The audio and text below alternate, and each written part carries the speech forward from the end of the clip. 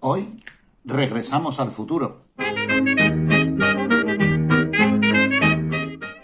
Porque sí, hoy toca hablar de una de las trilogías más importantes de la historia del cine friki, que no es otra que Regreso al futuro, de Robert Zemeckis, en la cual, como en todos mis vídeos de Destripando, voy a contar spoilers de todas las películas, de las 3 películas.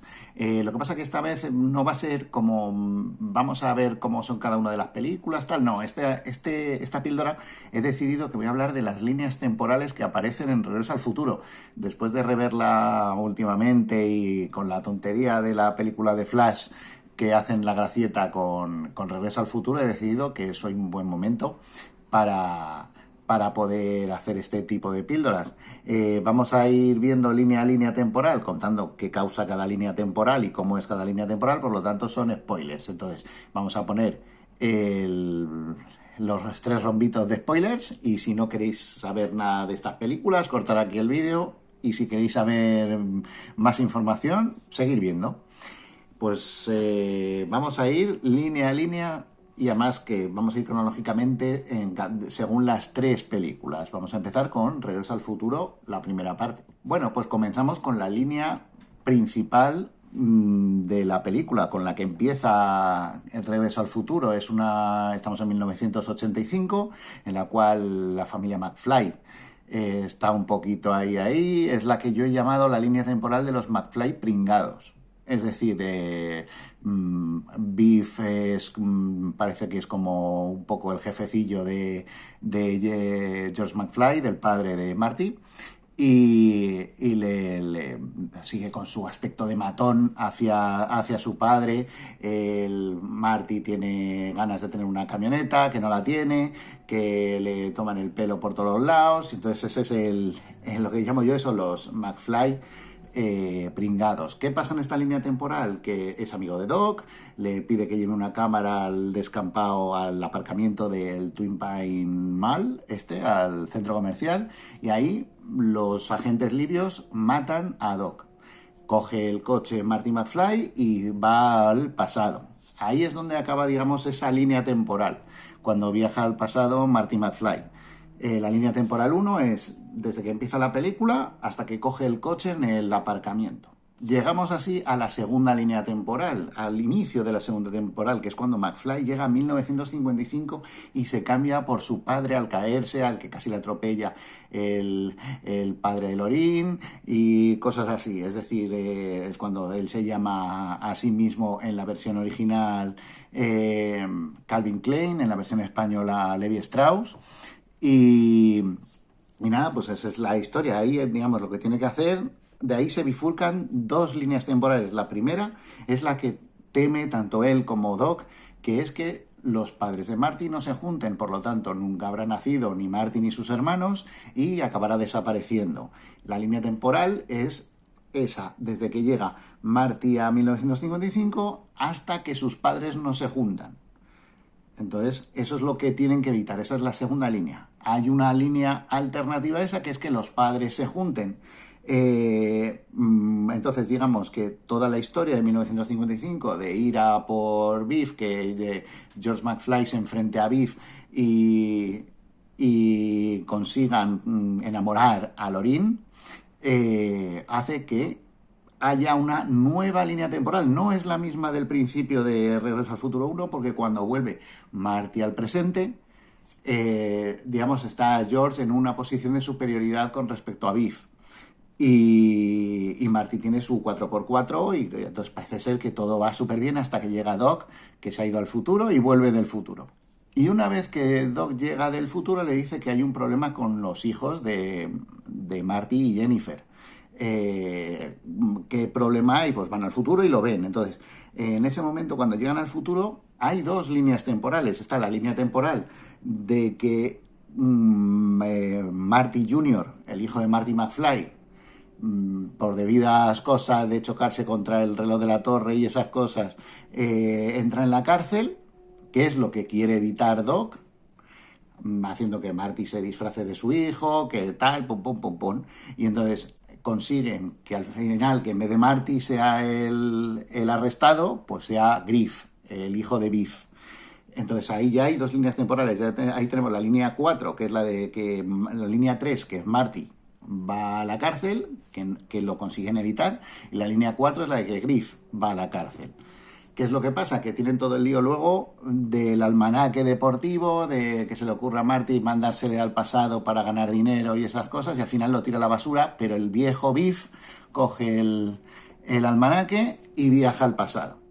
¿No? Cuando Biff viaja al pasado y devuelve y le da a su joven él mismo el almanaque, crea un mundo alternativo, otra línea temporal, que es la que yo he llamado un mundo Biff, que es cuando Biff pues, se hace con todo el poder, como si fuera Donald Trump, unos casinos ahí en la plaza central, se casa con Lorin, pues, tiene los matones, tiene todo eso, y digamos que lo que tiene que hacer Marty otra vez es viajar al pasado y evitar que el viejo Biff le dé al joven Biff el almanaque. Y entonces vuelve a 1955, que es el momento en el que se lo han dado, y entonces consigue evitar que, bueno, al final quema el almanaque y entonces ya Biff ya no se va a convertir en Donald Trump. Eso hace que parezca que todo va bien. Entonces, en el momento en que van a ir otra vez al 1985, hay un rayo que alcanza a Doc y desaparece. Pero desaparece porque ha viajado a 1885, a la fundación del pueblo. Llegamos así a la sexta línea temporal. Ya llevamos 6, no está mal. Entonces, ¿qué pasa en esa línea temporal? Que se ponen a mirar periódicos antiguos, Marty y Doc, de 1955, y ven una lápida de Doc Brown, de Emmett Brown, que ha muerto a los pocos meses de llegar. Entonces, la idea es ir al pasado y evitar esa muerte. Por lo tanto, la línea temporal en la que muere Doc Brown es otra línea temporal. Y llegamos ya a la séptima línea temporal, que es la en la que viajan al pasado Marty y digamos es todo lo que es la parte 3 de Regreso al Futuro. Intentar que Perro Loco, no sé qué, no me acuerdo cómo se llama, Perro Loco mate a Doc Brown y entonces eso lo consiguen. Entonces ahí ya quitan la línea temporal en la que Doc muere y tenemos la línea temporal en la que Doc vive. ¿Qué es lo que pasa? Que en la que Doc vive ya todo está bien, tienen que volver al pasado, pero no tienen plutonio, no tienen gasolina, no tienen nada, entonces tienen que construir utilizar un tren, una máquina de vapor para empujar el coche para que consiga la velocidad concreta y volver a 1985. ¿Qué es lo que pasa? Que solo consigue volver Marty McFly. Y llegamos otra vez a 1985, donde al llegar por la vía del tren al presente de Marty, hay un tren real que sigue pasando por esa vía que destruye el DeLorean. Entonces ya no hay máquina del tiempo, ya no pueden volver a por Doc, y es una pena. ¿Qué tenemos a partir de ahí? Pues hay otra bifurcación, es la última bifurcación que tenemos. Ya tenemos estamos en la línea temporal 7, en la cual si nos remitimos a la parte 2, en el futuro Marty McFly ha tenido un accidente, ha tenido que dejar la música, es un pringao dentro de su trabajo y es todo por culpa de ese accidente. ¿Qué accidente? El que tiene justo al volver de 1885. Se estrella contra un camión al intentar hacer carreras porque le llaman gallina otra vez.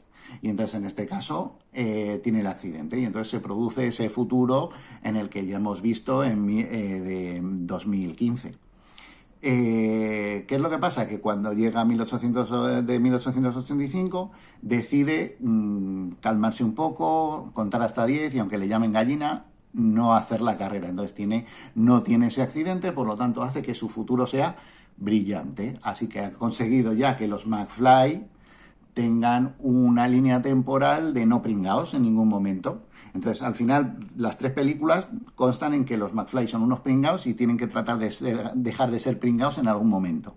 Entonces, en la primera parte dejan de ser pringaos su padre, en la segunda parte deja de ser pringao sus hijos y en la tercera parte hace que deje de ser pringao él durante toda su línea temporal.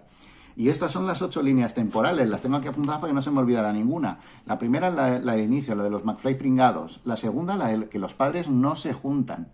La tercera, que los padres se juntan, pero Marty Jr. en el futuro va a la cárcel. En la cuarta, los padres se juntan, pero Griff del futuro va a la cárcel. En la quinta línea temporal es el mundo Biff. En la 6, Doc muere en 1885. La séptima, Doc vive en 1885. Pero tiene Marty el accidente que le impide ser guitarrista en el futuro. Y la octava es la que Doc vive en 1885 y no tiene el accidente Marty, por lo tanto triunfa en el futuro en el mundo de la música. Pues estas son las 8 líneas temporales.